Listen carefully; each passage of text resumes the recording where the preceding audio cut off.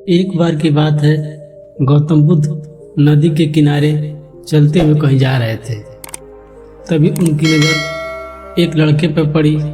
बुद्ध ने लड़के पर गौर किया तो उन्हें कुछ संदेहजनक लगा। कुछ क्षण भर में उन्हें ज्ञात हो गया यह लड़का आत्महत्या करने के इरादे से नदी के किनारे खड़ा है। इससे पहले कि वह नदी में कूदता, गौतम बुद्ध ने लड़के को पकड़ पीछे खींच लिया। वह लड़के को नदी से थोड़ी दूर पर ले गए और मिट्टी के टीले पर बैठा दिया। लड़का रो रहा था। बुद्ध ने लड़के से पूछा, तुम यह क्या करने जा रहे हो? वह रोते हुए बीच बीच में रुक रुक कर बोलने लगा, मुझे जाने दीजिए, मैं बहुत परेशान हूँ। इस जीवन से मैं तंग आ गया हूँ। मैं मर जाऊँगा, बस यही आखिरी इच्छा है।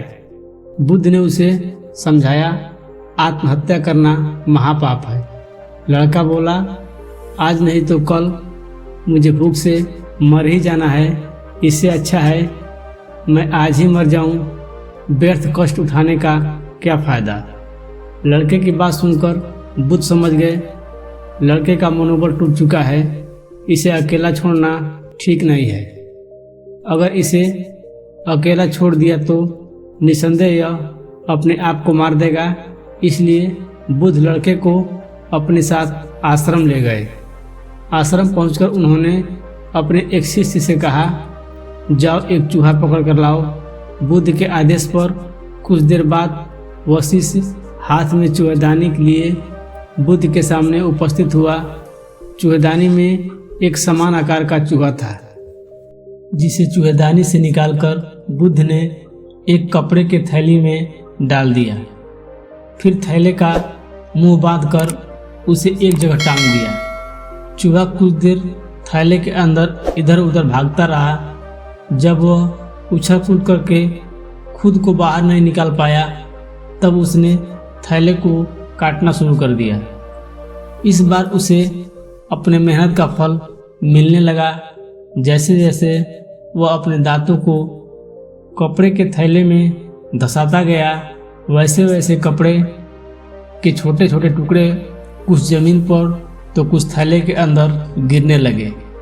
इस तरह वह थोड़ी देर में बाहर निकलने का रास्ता बनाने में सफल हुआ और वहां से तेजी से उछलते कूदते भाग गया। इसके बाद गौतम बुद्ध ने गुड़ का एक छोटा सा टुकड़ा लेकर रेत के ढेर पर रख दिया। गुड़ की महक से थोड़ी देर में वहां चींटियों का झुंड इकट्ठा हो गया। चींटियां रेत पर चढ़कर गुड़ तक पहुंचने की कोशिश करने लगी, लेकिन वह बड़ी मुश्किल से थोड़ी ऊपर चढ़ती और रेत के साथ फिसल कर नीचे आ गिरती। फिर वह खुद को संभाल कर दोबारा गुड़ तक पहुंचने की कोशिश करने लगती। उनका गिरना संभालना काफ़ी देर तक चलता रहा। इस गिरने संभालने के दौरान एक पल ऐसा भी आया जब वह आखिरकार गुड़ तक पहुंच ही गई। लड़का इस खेल को बड़े हैरानी के साथ देख रहा था, क्योंकि वह समझ नहीं पा रहा था बुद्ध यह सब क्यों कर रहे हैं। इस खेल को रचने के पीछे उनका मकसद क्या है। इसलिए उसने अपनी हैरानी दूर करने के लिए बुद्ध से पूछा, आप यह सब क्या कर रहे हो? तब बुद्ध ने कहा, मैं तुम्हें जीवन का सारांश समझा रहा हूँ। जीवन एक संघर्ष है। इस बात का जीता जागता उदाहरण तुम अपनी आंखों से देख चुके हो। तुमने देखा कि कैसे एक चूहा पिंजरे में कैद तुम्हारे सामने लाया गया, फिर उसे थैले में बांधकर टांग दिया गया। वह इधर उधर दौड़ा भागा, मगर उसे बाहर निकलने का कोई रास्ता नहीं मिला। वह भी सोच सकता था उसका जीवन अब यही खत्म होने वाला है, लेकिन उसने हार नहीं माना। वह बाहर निकलने के लिए मेहनत करता रहा और आखिरकार वह बाहर निकलने में सफल हुआ।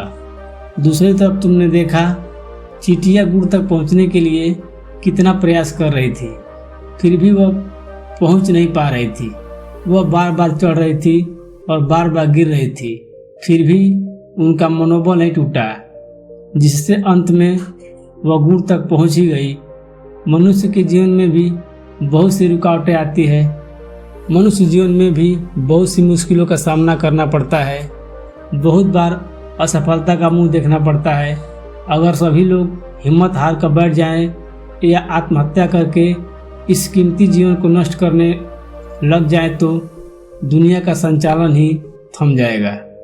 पुत्र, जीवन एक संघर्ष है, लेकिन सभी समस्याओं का समाधान भी है। अपने अंदर आत्महत्या के विचार नहीं, आत्मविश्वास पैदा करो, क्योंकि समस्याओं से निकलने के लिए आवश्यकता है तो सिर्फ न टूटने वाले साहस और सूझबूझ की। बुद्ध के इस उपदेश के बाद लड़के का मन बदल गया। उसने आत्महत्या जैसे पाप से दूर रहने की कसम खा ली। सालों बाद वह अपने गांव का मुखिया बना। समस्याओं के बावजूद भी उसने खुशी खुशी अपना जीवन व्यतीत किया। उसने लोक कल्याण के लिए कई काम किए। गौतम बुद्ध के इस कहानी से यही सीख मिलता है, जीवन एक संघर्ष है। यहाँ सिर्फ इंसान नहीं बल्कि सभी जीव जंतु को कुछ पाने के लिए संघर्ष करना पड़ता है। लेकिन अगर आप साहस और सूझबूझ से कठिन परिस्थितियों का सामना करते हैं तो एक पल ऐसा जरूर आएगा जब आप इस कठिनाई से निकल ही जाएंगे।